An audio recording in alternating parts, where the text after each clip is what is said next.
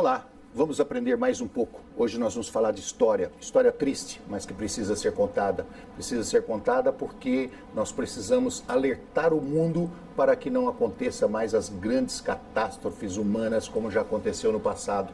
Nós vamos conversar hoje com a Noemi Jaffe, que é autora do livro O que os cegos estão sonhando. Tudo bem com você? Tudo bem, você?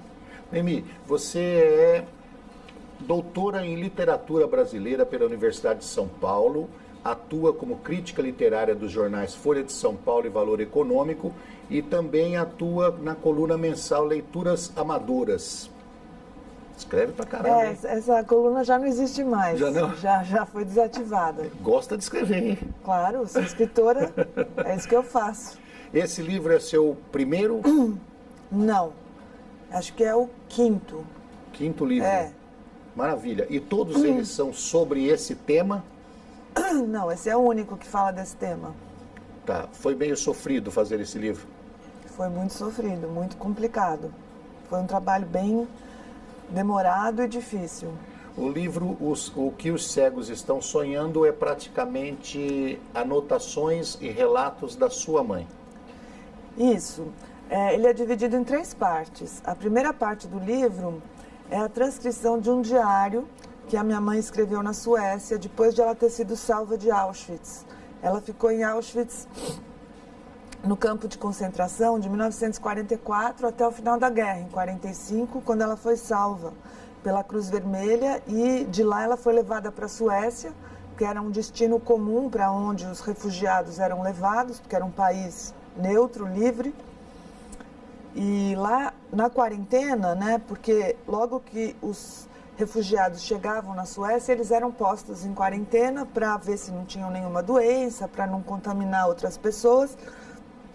E durante essa quarentena, ela escreveu num diário tudo o que ela tinha vivido, desde o momento em que ela tinha sido presa, com os pais dela e o irmão, até o momento de ela ser salva, né, de ela ter sido solta, e também durante esse percurso do campo de concentração até a Suécia, e na própria Suécia, as coisas que ela foi vivendo, as pessoas que ela foi conhecendo, a forma como ela voltou a ver comida, né, que era uma coisa que ela não via por um ano. Ela ficou quase assim, com muito pouca comida, né, só o suficiente para sobreviver. Então, a primeira parte do livro é esse diário dela, que tem mais ou menos 80 páginas, por aí. Na segunda parte do livro, que é a mais longa, eu comento sobre sobrevivência, memória, esquecimento, fome, humilhação, o que é ser mãe, o que significa para mim falar sobre o sofrimento da minha mãe. E é um misto de ensaio e prosa, de ficção. E na terceira parte do livro, que é a mais curta, a minha filha, que também é escritora, fala sobre o que significa ser neta de sobrevivente. Então é um livro dividido em 3 partes, escrito por 3 mulheres de 3 gerações. Nós estamos falando aqui sobre uma das maiores tragédias que a humanidade já vivenciou, que foi a Segunda Guerra Mundial, onde os alemães, e não estamos falando dos alemães de uma maneira geral, nós estamos falando do partido político alemão, Gestapo. Eu gosto sempre de frisar isso, para não existir nenhum tipo de preconceito.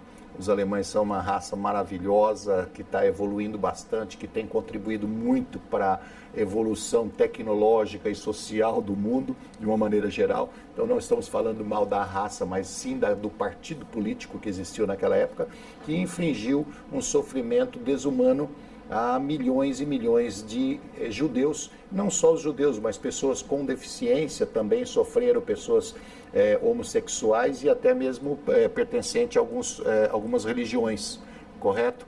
Então, nós falamos de 5 milhões de pessoas que morreram nos campos de concentração, mas nós podemos falar de outros 5 milhões que sofreram horrores e que saíram vivos, mas que sofreram horrores, saíram magros, esqueléticos, com doença, com traumas psicológicos e aí por diante, que foi talvez o caso da sua mãe. Não é isso? Isso. Nós estamos falando aqui do livro que relata o depoimento, relata anotações de uma pessoa que sofreu isso. Auschwitz não foi só um único campo de concentração, nós tivemos muito mais na Alemanha, não é isso? Nossa, tinha centenas de campos de concentração espalhados pela Europa inteira, né? Na Alemanha, Auschwitz fica na Polônia. Na Polônia havia muitos campos de concentração, na própria Alemanha, na Rússia, na Áustria, na Tchecoslováquia. Aonde existia gente que eles queriam eliminar, fazia-se um campo de concentração? Sim. Mais ou menos isso. Era a máquina de extermínio, né? Os campos de concentração eram como se fosse uma indústria de extermínio em série. Auschwitz ficou mais famosa pelo tamanho ou pela crueldade?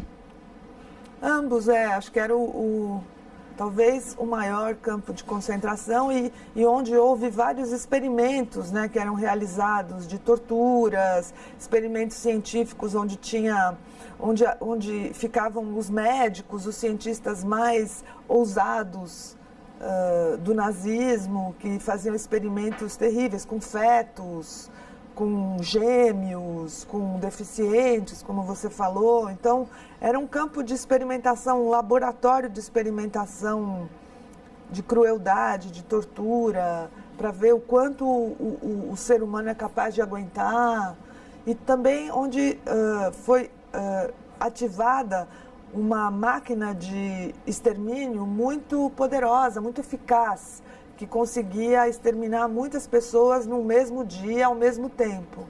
Que esse era um problema para eles, né? Como fazer para exterminar e não deixar rastros do que era exterminado. Então, por exemplo, se você queima seres humanos, como é que você faz para que o cheiro não se espalhe ou para que aquilo não deixe rastros? Como é que você faz para, sei lá, enterrar cinzas e, enfim, era um trabalho, né? Mimi, a sua mãe, quando foi para o campo de concentração, ela era criança ainda? Não, ela tinha 18 anos. 18 anos. Ela já tinha uma formação?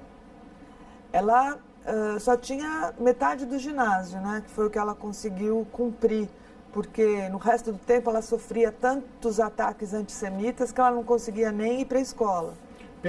Pela idade e pela cultura, que eu acredito que ela deve ter uma excelente cultura, visto que as filhas vêm, né, muito bem, ela consegue fazer um discernimento para você assim, olha, era um misto de maldade com loucura, era só loucura pura, era só maldade pura, porque esses experimentos, o que eles visavam? Pelo menos o que eu já li a respeito diz assim, eles visavam a entender por que existia raças diferentes da ariana, ou seja, por que os outros são diferentes da gente, por que nós somos ótimos, por que nós somos os melhores, por que nós somos puros e os outros são imperfeitos. Os experimentos seguiam mais ou menos essa linha, né? Então era um misto de loucura e maldade, só loucura. Não, eu acho que não tem nada de loucura, absolutamente zero de loucura. E acho que isso ela também sabe dizer, é totalmente racional e cruel, né? É a crueldade associada ao máximo de inteligência e racionalidade. Era uma máquina muito inteligente que foi muito bem sucedida. Né? Matou mais de 50 milhões de pessoas, então eles foram muito bem sucedidos e não tinha nada de louco lá. Jamais eu vi um vídeo em defesa deles, não pode existir. Existem. Tem?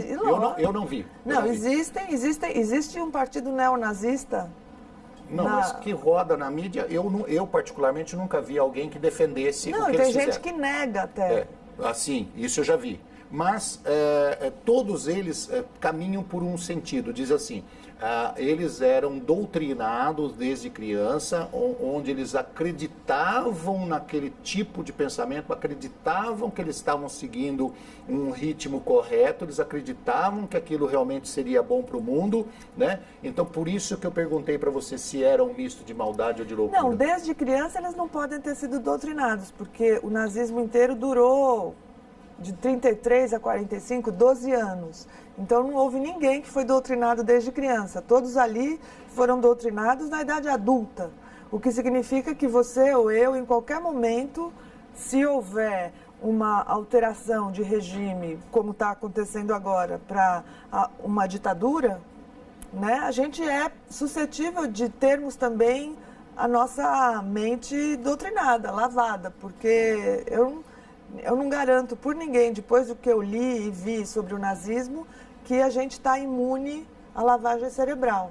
Não, nós nunca estamos imunes a isso. Hoje em dia, inclusive, recentemente nós tivemos casos aí de pessoas fazer lavagem cerebral em centenas de fiéis de uma igreja que suicidou todo mundo lá no meio do mato. Então o ser humano ele é muito dado a esse tipo de seguir um líder inconsequentemente. Né? Dê no que der, ele segue o líder, acredita fielmente, e isso traz consequências gravíssimas, sempre traz. Toda vez que você deixa o racional do lado e começa a ir para o lado emocional, ou para o lado de acompanhar a ideia do outro, né? Você passa, na minha opinião, já passa a ferir a ética. Né? Sempre falando sobre os relatos da sua mãe. Ela tem ideia, não na época em que ela esteve lá presa, esses 11 meses que você relatou, mas depois, acredito que ela leu muito sobre o assunto, acredito que ela deve ter se informado muito com outras pessoas que estiveram no local também. Ela tem ideia do porquê que existiu a perseguição, principalmente em cima dos judeus? Porque, como já falamos, teve os homossexuais, teve os deficientes, teve os religiosos, mas o foco principal era os judeus. Por quê? Qual era a raiva? Qual era o problema com eles? O Hitler, né, o líder principal do nazismo, tinha uma questão com os judeus, uma paranoia obsessiva com os judeus. É muito difícil entender o porquê de ele ter perseguido especificamente os judeus, mas tem algumas especulações, né? Por causa da presença forte dos judeus na Alemanha, né? Por causa, talvez, de uma formação que os judeus tiveram ao longo dos séculos, que os obrigou, por causa do exílio constante em que eles viveram, a ter uma formação cultural muito importante, né? Que os judeus sempre se localizaram, se basearam no livro, né? O livro é a pátria dos judeus, porque eles durante muitos séculos não tiveram pátria. Então, a formação cultural, a presença importante dos judeus, a presença econômica dos judeus na Alemanha também. Então, acho que é tudo calcado numa paranoia injustificada de uma pessoa que resolveu. E isso sempre funciona muito bem, quando você cria um bode expiatório, todo mundo se volta contra ele. É muito bom você encontrar um culpado para a situação que você está vivendo, e no caso, esse culpado era o judeu. Nós estamos conversando com Noemi Jaffe, que é autora do livro O que os cegos estão sonhando, uma grande tragédia da humanidade. Nós vamos para um rápido intervalo e já voltamos.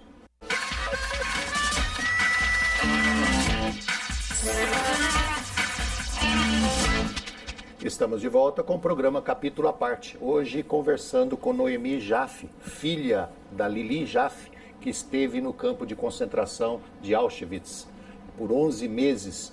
E a mãe da Noemi, a dona Lili, fez relatos, fez anotações do sofrimento que ela passou por esses 11 meses, que obviamente deve ter parecido uma eternidade, deve ter parecido 100 anos, né? 11 meses que no mínimo ela deve ter envelhecido ali uns 5 anos desses 11 meses. E a Noemi, em cima desses relatos, escreveu o livro O que os cegos estão sonhando. Noemi, sua mãe está viva? Tá sim, tá com 90 anos, tá ótima.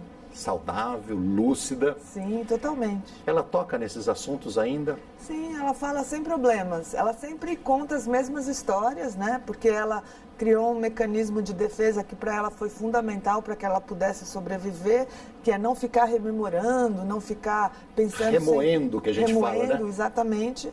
Mas ela conta as histórias, as experiências que ela viveu, essas que estão no diário dela, sem problema. Tem uma pergunta que talvez seja um pouquinho difícil de responder, mas eu acredito que seja boa. Ela perdoou? Sim. Eu não suporto dizer isso. Eu sei porque que é difícil. Eu não perdoaria, e eu não perdoo no lugar dela. Já que ela precisa perdoar, eu não perdoo no lugar dela. Então eu sinto por ela a raiva que ela não consegue sentir, porque ela precisa não sentir raiva para ela conseguir sobreviver. Mas ela Mas você sabe que eu já passei por esse tipo de situação e eu fui assaltado, tomei 2 tiros, fiquei paraplégico. Nossa. E o perdão para mim me aliviou muito. Por isso que eu fiz essa pergunta para você, se ela perdoou. Porque aconteceu. Então acho que é o mesmo. Alivia demais. E eu acho que faz com que ela se descontraia ou converse de uma forma mais leve sobre esses acontecimentos, sobre essa passagem da vida dela. Mas eu não perdoo. É difícil, o perdão é muito difícil.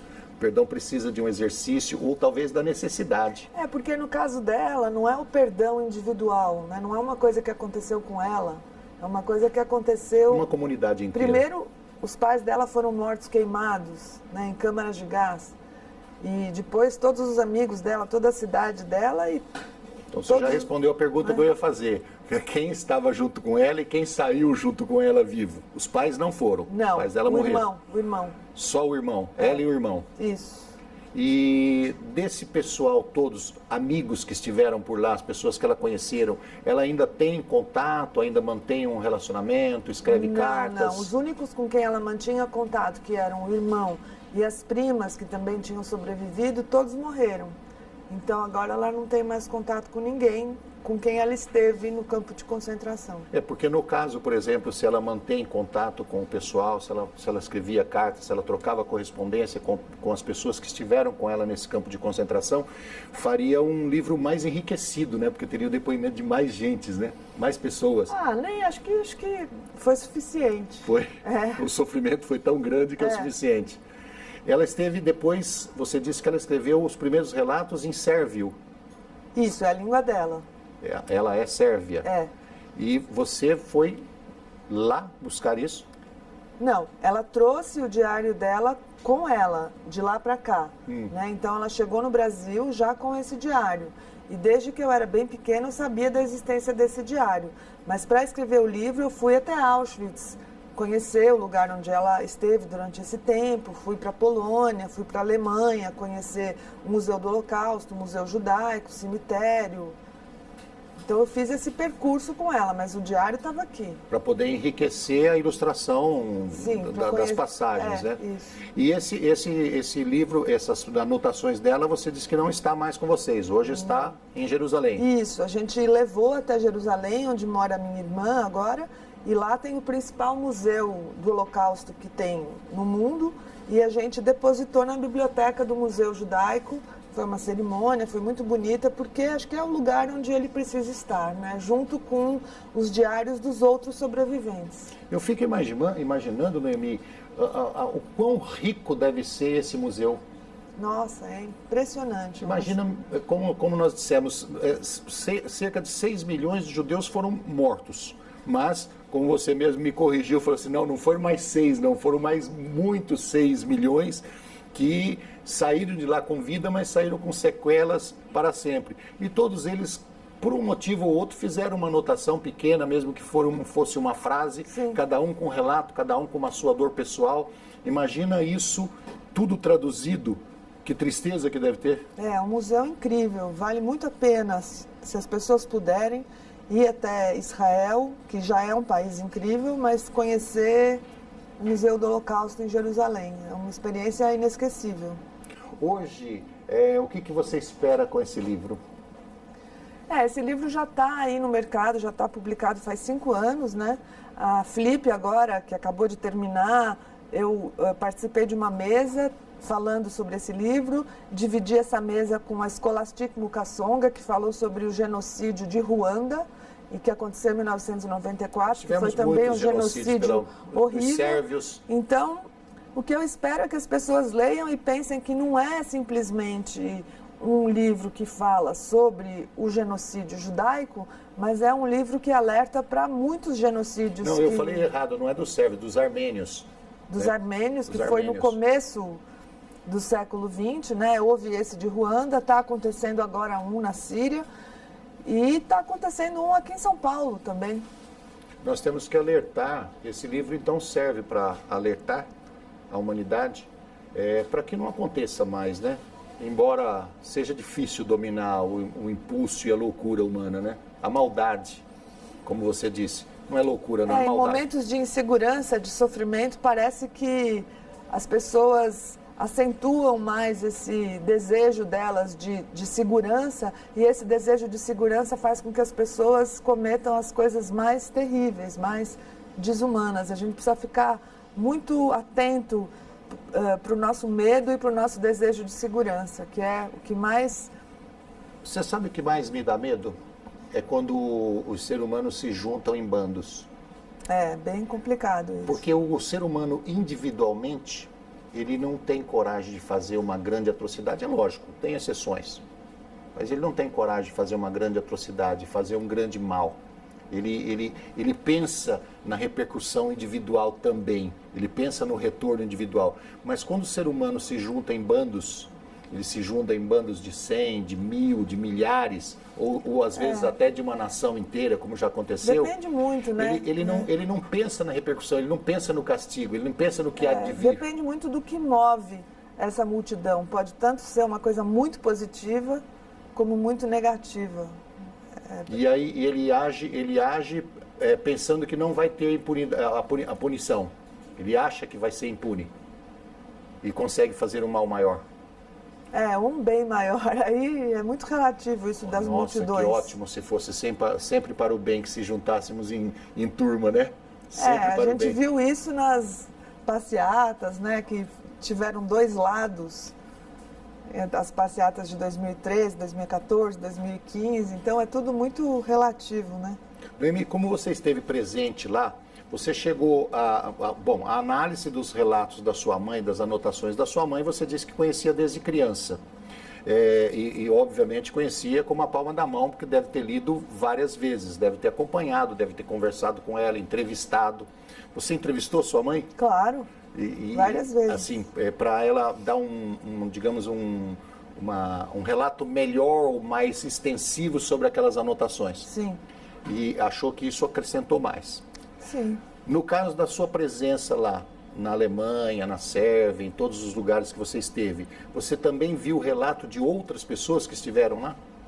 Sim, no Museu do Holocausto na Alemanha tem muitos relatos de outros sobreviventes, então você pode acompanhar os testemunhos, os depoimentos, as gravações. O Steven Spielberg, né, o cineasta americano, tem uma fundação nos Estados Unidos onde ele recolhe depoimentos, filmes de muitos, milhares de sobreviventes.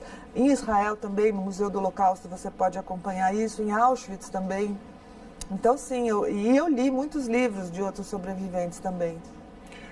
Noemi, você diz que a segunda parte do livro, a primeira parte é os relatos e as anotações da sua mãe. A segunda parte do livro, você fala sobre o sofrimento de uma maneira geral. Isso. Certo? Por que você aborda esse tema? Por causa do primeiro relato, você vai adiante, assim, dos sofrimentos individuais, dos sofrimentos impostos, às vezes pelo trabalho, pela família, ou por uma situação individual de um assassino, de um bandido? Não falo sobre outros sofrimentos, assim, de um assassino, de um bandido ou da família, não. Eu falo sempre sobre o sofrimento da minha mãe. Mas eu tento analisar, tento compreender um pouco melhor por que o homem provoca sofrimento em outro... Qual é o motivo disso? Né? Qual é o motivo disso?